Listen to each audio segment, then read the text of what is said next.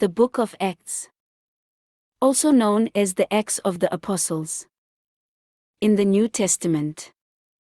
Read from the New King James. Acts chapter 14 verse 1 through 28.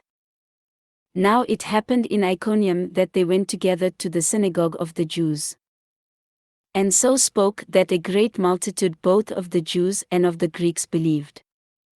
But the unbelieving Jews stirred up the Gentiles and poisoned their minds against the brethren. Therefore they stayed there a long time, speaking boldly in the Lord, who was bearing witness to the word of his grace, granting signs and wonders to be done by their hands. But the multitude of the city was divided. Part sided with the Jews, and part with the apostles. And when a violent attempt was made by both the Gentiles and Jews, with their rulers, to abuse and stone them, they became aware of it and fled to Lystra and Derbe, cities of Lycaonia, and to the surrounding region. And they were preaching the gospel there. And in Lystra a certain man without strength in his feet was sitting, a cripple from his mother's womb, who had never walked. This man heard Paul speaking. Paul, observing him intently and seeing that he had faith to be healed, said with a loud voice, "Stand up straight on your feet." And he leaped and walked.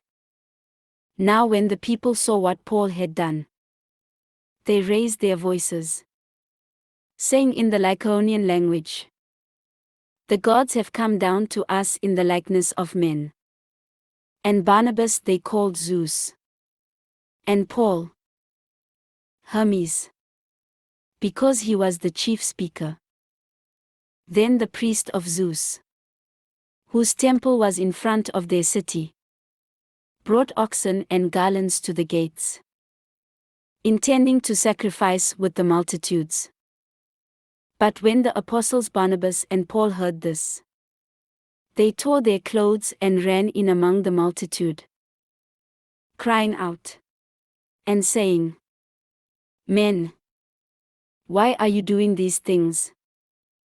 We also are men with the same nature as you, and preach to you that you should turn from these useless things to the living God, who made the heaven, the earth, the sea, and all things that are in them, who in bygone generations allowed all nations to walk in their own ways.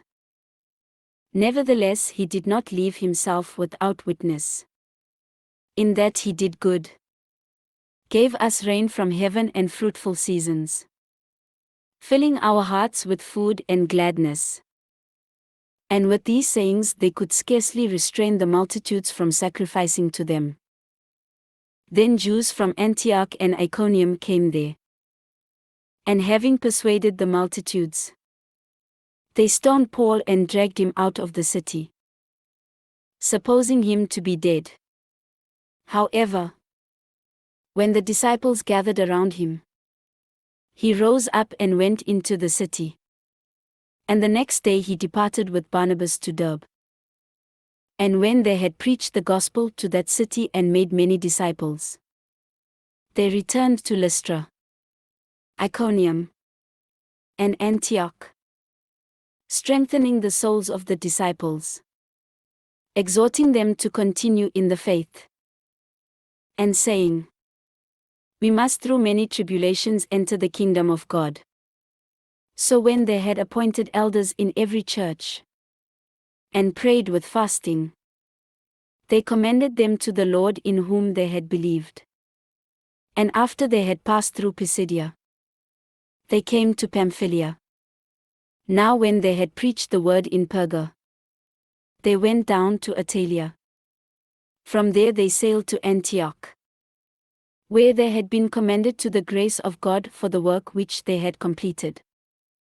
Now when they had come and gathered the church together, they reported all that God had done with them, and that he had opened the door of faith to the Gentiles.